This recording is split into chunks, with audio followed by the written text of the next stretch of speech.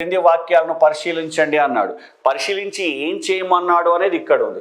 ఇలాంటి స్టేట్మెంట్లలో ఏం చేయాలి అంటే మనం ముందు ఇది చదువుకొని తర్వాత వీటికి వెళ్ళాలి.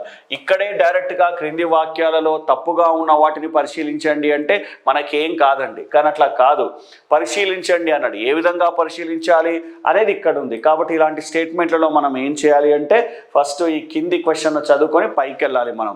అంటే ఇక్కడ చూడండి, పై వాక్యాల్లో సరికాని వాక్యాలను గుర్తించండి, ఏవి సరికావు అన్నాడు అన్నట్టు. సో చూద్దాం, ఇప్పుడు స్టేట్మెంట్లను చదువుకోవాలి మనం.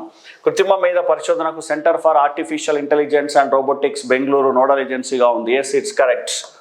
Okay, next second statement. Artificial intelligence task force చైర్మన్గా వి కామకోటి నియమించడం జరిగింది. ఇది కూడా కరెక్టే అండి. Recent current affairs. So recent current అఫైర్స్కి సంబంధించిన క్వశ్చన్స్ ఖచ్చితంగా ఉంటాయండి.